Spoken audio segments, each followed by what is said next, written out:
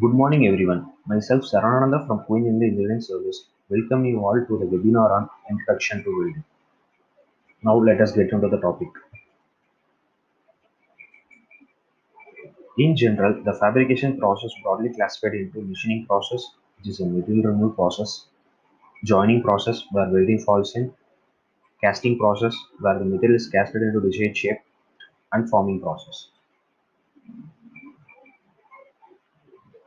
What is welding? Welding is a joining process whereby two or more parts are fused together by means of heat, pressure, or both, forming a joint as the part cools. Welding is the second largest industry in the world. What is the need for welding? As new materials are being developed, welding is the best method for joining those materials to fabricate into a useful product. Welding is used in almost every industrial sector due to its versatility.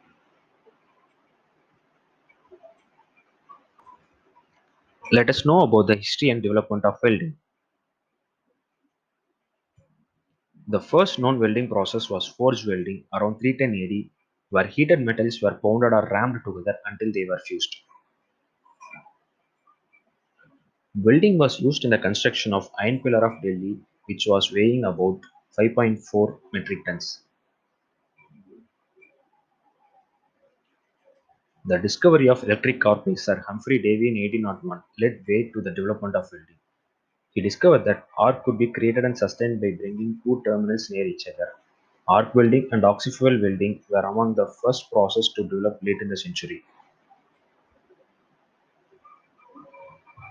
Shielded metal arc welding (SMW) and gas tension arc welding (GTW) were initially developed using coated electrodes and filler metals respectively. SMW and GTW are consumable and non-consumable electrode welding respectively, and majorly used processes till date.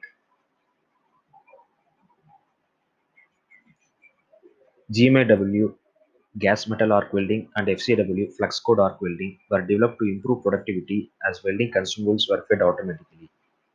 They were specifically designed to operate in the shop floors. Submerged arc welding, as the name indicates, the welding arc is submerged under granular flux. It was then developed for welding thicker materials with high weld metal deposition rate and heavy engineering application. Saw welding can also be used for weld surfacing applications like weld overlay and hot facing. Resistance welding is a cost-effective process in the joining of thin sheet metals with high welding rate. Resistance welding can be classified into spot welding, seam welding, projection welding. They can produce leak-proof joint and are used in automobile and the railway industries majorly. Laser beam welding and electron beam welding are automated high-energy density process used for quick and high-precision welding operations. They can be used to join dissimilar variety of base materials. Laser welding works on the principle of light amplification by stimulated emission of radiation caused by photons, and electron beam welding works on the principle of kinetic energy of accelerated electrons.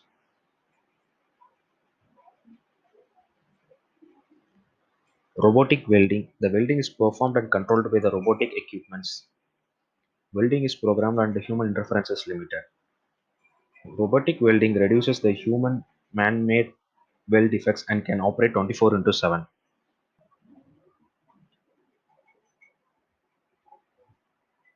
Now let us have an insight through the scope and applications of welding.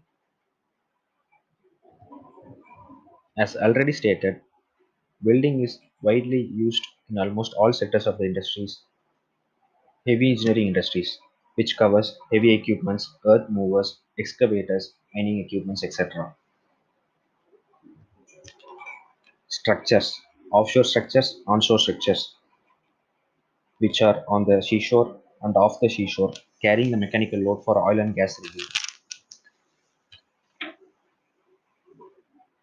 Welding is used in almost all transportation sectors, aerospace sector, which covers the components of aeroplane, rockets, impeller, precision sensors, and instrumental devices. Automobile industry, which covers car shell body, engine frame, and components. In railways, starting from building railway tracks to railway wagon fabrication. In the construction of ships, the entire ship which was riveted earlier is now fabricated by welding. Oil and gas sector. In the fabrication of pressure vessels, heat exchangers, nuclear power plants, boilers, thermal power plants, oil refineries, etc. The scope of welding in this sector is prominent.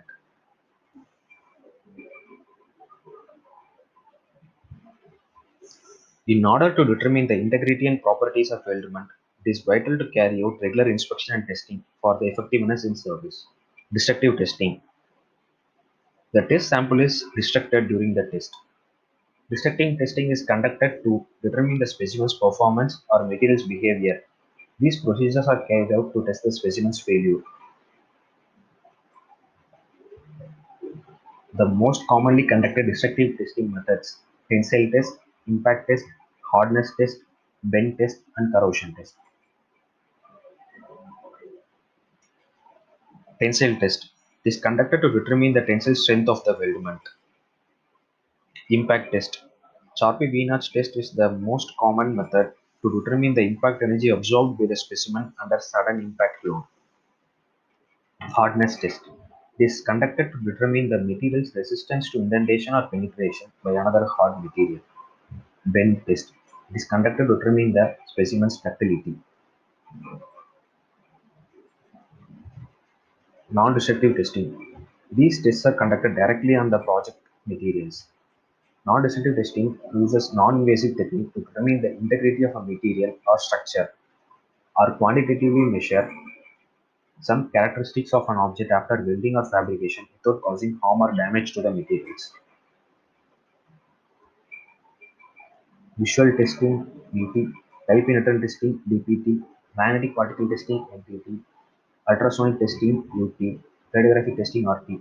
These are the most commonly used non-destructive testing methods. In visual testing, we use our naked eyes for carrying out the inspection of defects. Dye penetrant testing. We use colored dyes for inspecting for defects on the surface. Magnetic particle testing. Here the material is magnetized and magnetic flux leakage is inspected through the weld defects. Ultrasonic testing. We use high frequency sound waves to determine the volumetric defects. Radiographic testing. X-rays, gamma rays, and neutrons are used to find out the internal weld defects. To ensure safety of human life, workplace, and equipment operation, a list of governing bodies have framed certain codes and standards. American Society of Mechanical Engineers (ASME) for fabrication of boilers, pressure vessels, heat exchangers. American Welding Society for welding processes and guidelines. American Society for Non-Destructive Testing (ASNT) for testing methods and standards. American Petroleum Institute (API) for petroleum industry specifically.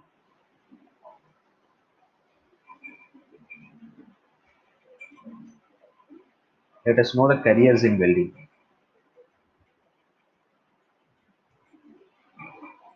As the domain of welding is vast, the scope and requirement of personnel to overlook the operations is increasing. Qualified and trained engineers are employed in industries with high pay. As you budding engineers are unaware of the industry expectations, we at Queen Indian Engineering Service are interested in imparting quality and knowledge to you students for the prosperous career in welding. Let us know about the welding qualifications and training. CSWIP Certification Scheme for Weldment Inspection Personnel by the Welding Institute (TWI). International Welding Engineer (IWE) by International Institute of Welding. ASNT NDT Level 2 Non-Destructive Testing. The following qualifications are nearly considered mandatory for career growth in welding, which can fetch jobs in India as well as in abroad. We offer these courses at our premises, and interested candidates can send their queries at info@queenindiaes.com. Thank you for your kind, patient listening. Thank you.